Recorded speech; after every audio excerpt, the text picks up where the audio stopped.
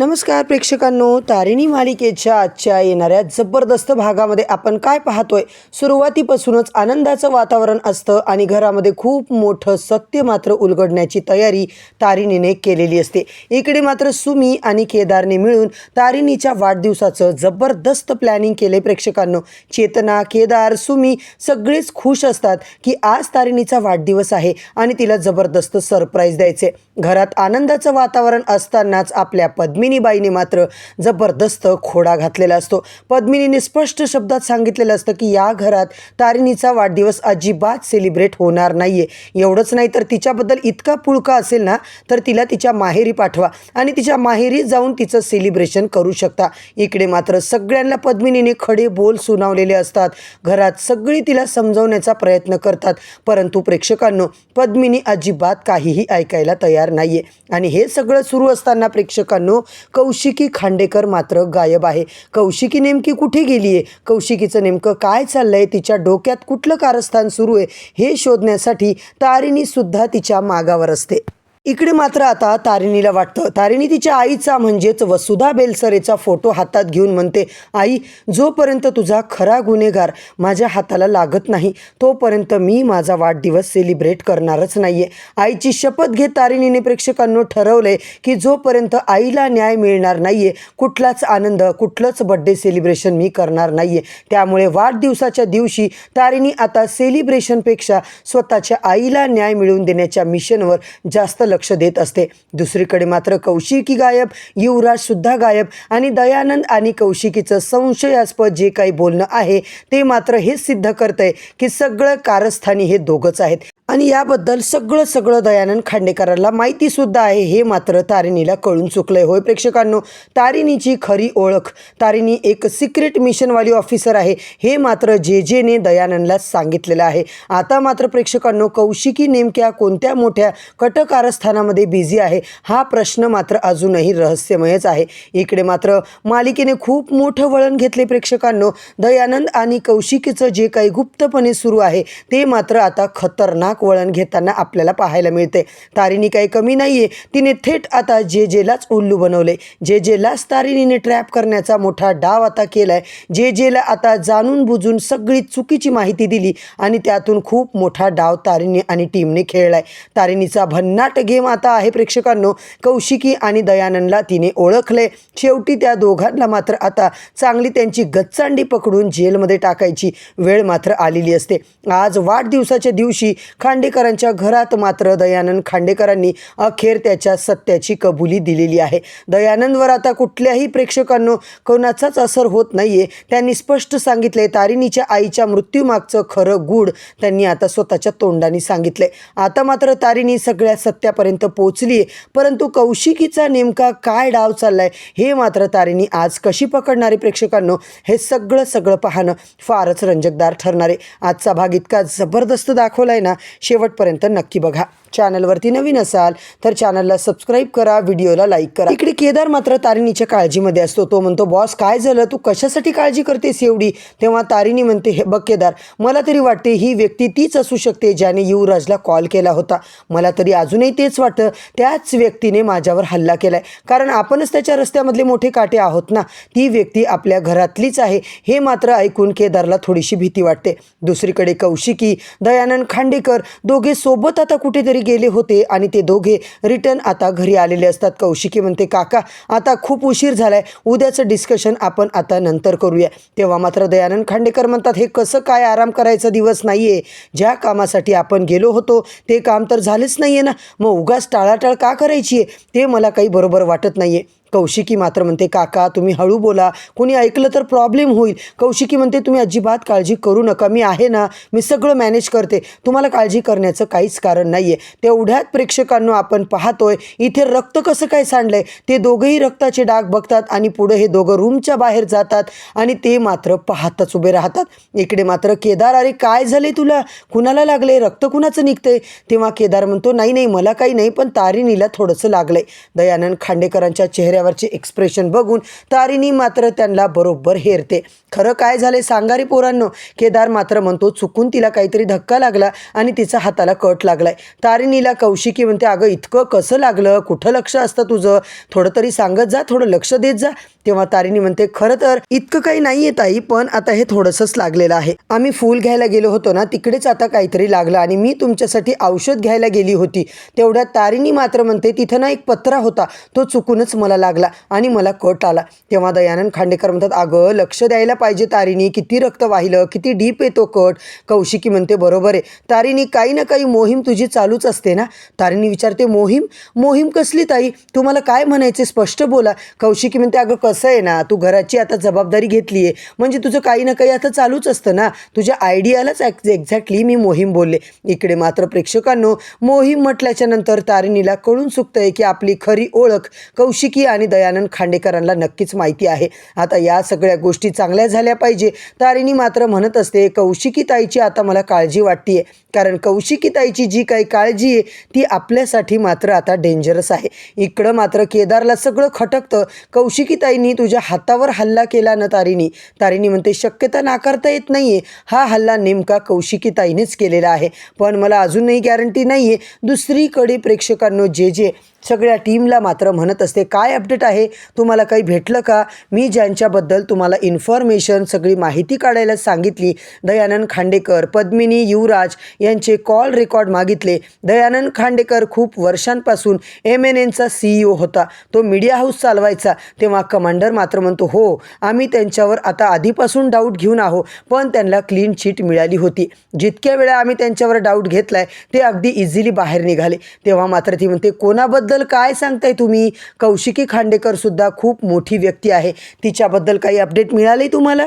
तेव्हा मात्र टीम सांगायला लागते नाही, त्यांच्याबद्दल आम्ही चौकशी करतोय, फक्त घर आणि ऑफिस याच्या व्यतिरिक्त त्यांनी कुणाशीही कॉन्टॅक्ट केलेला नाहीये, त्यांचं अजिबात कुणाशी देणं घेणं नसतं. मी ज्यांना सांगितलंय त्या खबरीनीच मला ही सगळी माहिती दिली आहे. इकडे मात्र प्रेक्षकांनो जेला टीम तारिणीने सगळी खोटी माहिती दिलेली असते. खऱ्या अर्थानं युवराज, पद्मिनी आणि कौशिकीचे रेकॉर्ड या सगळ्यांनी ऐकलेले असतात आणि खरे सूत्रधार हे खांडेकरच आहेत हे टीम तारिणीला माहिती असतं. आता मात्र दयानंद खांडेकर, कौशिकी यांचे कॉल रेकॉर्ड जेला पाहिजेत आणि याच्यासाठी जे जिद्द करत असते. कमांडर आणि बाकी सगळ्यांना आठवतं आपल्या बॉसने सांगितलंय कुठलीही इन्फॉर्मेशन जेला द्यायची नाहीये. तारिणीने स्पष्ट नकार दिलाय म्हणून तिची टीम तिच्या शब्दाच्या बाहेर अजिबातच नाहीये. होय प्रेक्षकांनो, या लोकांना जे डाऊटफुल कॉल आलेले आहेत ते मात्र उद्याच्या उद्या मला हवेत असं जेने सरळ त्यांना धमकी दिली आहे. तेव्हा कमांडर तेवढ्यापुरता तर हो मॅडम म्हणून तिकडून निघून जातो. जे सुद्धा निघून जाते, पण टेकनो मात्र आता प्रेक्षकांनो बोलायला लागतो. ही जे मॅडम म्हणजे आपल्यासाठी खूप मोठा प्रॉब्लेम आली आहे, आपल्याला बॉसला कॉल करून सांगावं लागेल. लगेच फातिमा तारिणीला कॉल करून सगळं काय घडलं, जे काय बोलली सगळं सांगते. इकडे मात्र टेकनो म्हणतो आत्ता जे मॅमनी काय केलं, सगळ्या खांडेकरांबद्दल त्यांच्याकडं खूप मोठा पुरावा आहे. होय बॉस, खांडेकरांचे त्यांनी सगळे रेकॉर्ड मागितलेत, त्यांच्याकडे खूप काहीतरी मोठं घबाड लागले, त्यांच्या खबरीने त्यांना काहीतरी खबर दिली आहे. डॉक्टर कामतचं सुद्धा नाव मी ऐकलंय. आता मात्र तारिणी विचारते काय रे, तुला त्या कॉलच्या हिस्ट्रीमधून काही सापडलंय का? पॉसिबल असेल तर लवकरात लवकर तू काम कर. फेकवाले जे बिनकामाचे आहेत ना तेच रेकॉर्डिंग आपल्याला जेला द्यायचेत, पण जे कामाचे सगळे रेकॉर्डिंग आहेत ते मात्र आपल्याकडे आता सगळे सेव्ह करून ठेव. इकडे तू काळजी करू नको, मी स्वतः येईल, काही आलं तुमच्यावर आरोप तर मी स्वतःवर घेईन सगळं, तुम्हाला कुणालाही अडकू देणार नाहीये. टेकनो मात्र म्हणतो बॉस, आपण सगळे कुटुंब आहोत, आपली एक टीम आहे, काही संकट आलं तरी आपण सगळ्यांनी आता ते झेलायचे, तुम्ही सुद्धा काळजी करू नका, मी सगळं व्यवस्थित हँडल करतो. इकडे मात्र जे मॅडमला हवा सुद्धा लागू द्यायची नाहीये. तारिणी म्हणते आता जी काही परिस्थिती आहे ना ते मात्र जेला अजिबात कळता कामा नये. जेचं माझ्यावर सुद्धा लक्ष आहे, केदारवर सुद्धा लक्ष आहे, अख्ख्या खांडेकरांवर लक्ष आहे. तिला आता तिच्याच याच्यामध्ये राहू द्या, तिला आपलं काय चाललंय काय नाही सांगू नका. जर तिला काही कळलं तर मात्र केदार ती मला आता सस्पेंडसुद्धा करू शकते, ती मागचा पुढचा विचार न करता सरळ मला या केसवरून हटवू शकते. तारिणी मात्र म्हणते जरी हटवलं न केदार मला, त्यांनी मला काही देणं घेणं नाहीये. इकडे तारिणी तिच्या कॉलवर आता लागलेली असते. तेवढ्यात केदार सुमीचं बोलणं चालू असतं, बड्डेविषयी आता चालू असतं. इकडे मात्र केदार अजिबात तारिणीला सांगत नाही आहे की सुमीचा कॉल आला आहे म्हणून. इकडे MNNमधून कॉल आहे म्हणून केदार मात्र साईडला जाऊन सुमीला बोलायला लागतं. सुमी म्हणते, काय चाललंय की नाही बड्डेची तयारी? अगं सुमी, माझ्या बायकोचा बड्डे आहे बाबा, मी तर सगळं करणार आहे. तुझा आदेश आहे ना, मी ते सगळं आता फॉलो करतो, तू काळजीच करू नको. मी माझ्या बायकोचा दणक्यात बड्डे करणार आहे. इकडे मात्र प्रेक्षकांनो, तारिणी आता केदारकडे जास्त लक्ष देत नाही आहे आणि केदार ऑफिसला गेलाय असंच तिला वाटतं आणि टेकनू मात्र आता त्याचं काम करत असतो. फातिमा, कमांडर सगळे तिकडे असतात आणि फाईल मात्र इकडे दे, त्या फाईलमध्येच काहीतरी आपल्याला आहे असं टेकनू जेव्हा बोलतो तेव्हा मात्र प्रेक्षकांनो कमांडर म्हणतो, माझ्या खबरीने जी काही आता बातमी दिली आहे ते मला काम करू द्या. फातिमा म्हणते, कमांडर तुम्ही टेकनूला कमी समजू नका, त्याला सगळी कामं आता जमतात, त्याचे पण खबरी एकदम पॉवरफुल आहेत. टेकनू मात्र म्हणतो, हे बघा तुम्ही आता सगळं शांतीने घ्या, सगळं कन्फर्मेशन आपल्याला आता घ्यायचं आहे. इकडे मात्र प्रेक्षकांनो टीम तारिणी बरोबर पद्धतीने अलर्ट झालेली असते. जे मॅडम तर आता आपल्याला काहीच ओळखणार नाही आहे, कारण तारिणी आपली बॉस आहे आणि KD सरसुद्धा आता आपल्याला ओळखू शकत नाही, इतकं जबरदस्त काम मी केलं आहे. फक्त तारिणी मात्र ओळखू शकते, हेच मात्र टेकनू सांगत असतो. इकडे प्रेक्षकांनो घरी तारिणी आता आवरासावरी करते. चेतना मात्र तिच्यासाठी काहीतरी खायला आणते. तारिणी, अगं बाळा काहीतरी खाऊन घे. तारिणी म्हणते, काकू थँक्यू बरं का, किती काळजी करता, मी थोड्या वेळाने खाते. कामाच्या गडबडीतनं तारिणी तुझं काही लक्ष नसतं बघ स्वतःकडे. तुझा नवरा आता जाताना मला सांगून गेलाय माझ्या बायकोला फलाहार द्या म्हणूनच मी सगळे ॲपल वगैरे तुला कापून आणलेत, चल तू माझ्या समोर खा. खरंच काकू, सुमीच्या नंतर ना माझ्यावर कोणी प्रेम केलं, जीव लावला तर ते फक्त तुम्ही आहात. इकडे मात्र चेतनालाही चांगलं वाटते. अगं बाळा, तू मला आईसारखी आता तुझी विचारतीयस, आईसारखं मला प्रेम करतेस, मग मीच पण लेकीसारखं प्रेम करेल ना तुला. मला तू कधी सून वाटलीच नाहीस गं, जशी माझी ईशा तशीच तू आता माझ्यासाठी आहेस तारिणी. सासू सुनेचं नातं आपलं नाहीच आहे गं, खऱ्या अर्थानं आपलं मायलेकीचं नातं आहे. इकडे मात्र केदार सुमीची भेट होते. सुमी मात्र त्याला म्हणते, विसरलास की काय काही? काव्याला बघायला पाहुणे आले होते, गुरुजींनी सांगितले 1 हफ्त्यानंतर आता येणार आणि तुझ्या गोळ्या 3 दिवसानंतर संपणार आहेत. काही विसरलो नाही आहे सुमी मी. आता मात्र सुमी म्हणते, विसरलास, तुझ्या बायकोचा वाढदिवस आहे. अरे माझ्या तारिणीच्या वाढदिवसाबद्दल बोलते मी. सुमी आता सगळं सांगते, पण इकडे केदारला सगळं माहिती असून सुद्धा तो मुद्दामून नाटक करतो. इकडे मात्र प्रेक्षकांनो, सुमी आता तिचा कधीच बड्डे सेलिब्रेट झाला नाही आहे. आधीच आता रेखाने तिला वाढदिवस साजरा करू दिला नाही आहे. हळूहळू जसं तिला कळलं, बिचारी ती स्वतःहूनच नाही म्हणत होती. तिच्याजवळ आश्रम आला म्हणून ती अख्खा दिवस बड्डेचा आश्रममध्ये घालवायची. स्वतःचा वाढदिवस तिने कधीच सेलिब्रेट केला नाही. अरे तिचाही हक्काचा दिवस असावा ना. केदार म्हणतो, अजिबात काळजी करू नको, आता मात्र यानंतरचे वाढदिवस तुझ्या नातीचे, माझ्या बायकोचे कसे भारी होतात ना, तू बघत राहा. आता मात्र प्रेक्षकांनो, इकडे केदार सुमीचा जबरदस्त प्लॅन ठरलाय. इकडे मात्र केदारच्या चेहऱ्यावर आनंद ओसंडून वाहत असतो आणि इथे आपला आजचा भाग संपतोय. आता मात्र बरोबर रात्री 12 वाजता लाइटिंग लावून, बड्डेचे बलून्स लावून तारिणी केदार एक दुसऱ्यांसोबत बड्डे विश करून डान्स करू लागतात आणि दोघांचा आनंद मात्र नेक्स्ट लेवलचा असतो. दोघांमध्ये रोमॅन्टिक सेशन आपल्याला पाहायला मिळतं. इकडे तारिणी सुमीला सांगत असते, तुला माहिती आहे का, केदारनी चक्क माझ्यासाठी फळांचा केक आणला होता आणि रात्री 12लाच कापला. खूप मजा आली ग सुमी.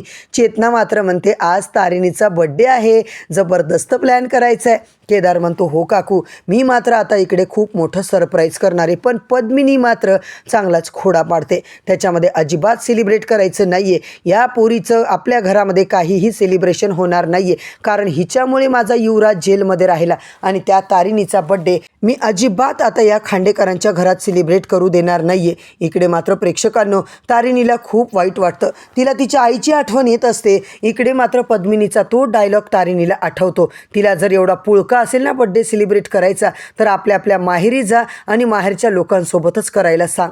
तारिणी बिचारी वसुधाचा फोटो हातात घेते आणि त्या फोटोला बोलत असते, आई अगं, तुला न्याय दिल्याशिवाय मी कधीच माझा बड्डे सेलिब्रेट करणार नाही आहे. माझा वाढदिवस मला सेलिब्रेट करायचा आहे, पण तुझ्या खऱ्या गुन्हेगाराला पकडल्याच्या नंतर.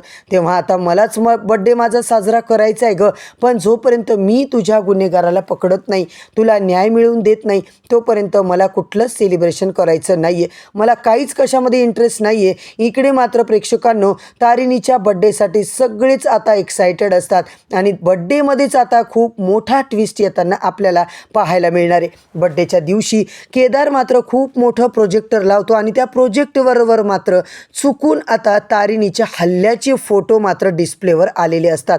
तर मंडळी, येणाऱ्या भागात आता नेमका काय धमाका होणार आहे? केदारने कुणाचं लॅपटॉप उचलून आणले? केदारने अचानक कुठलं आता स्क्रीनवर फोटो दाखवले? हे सगळं पाहण्यासाठी मालिकेचे सगळे एपिसोड रिव्ह्यू, प्रोमो अपडेट आणि येणाऱ्या भागांचे अपडेट जाणून घेण्यासाठी चॅनलवरती नवीन असाल तर चॅनलला सबस्क्राईब करा, व्हिडिओला लाईक करा। उद्या परत भेटूया मित्रांनो नवीन भागाच्या नवीन रिव्ह्यूसोबत। तोपर्यंत धन्यवाद।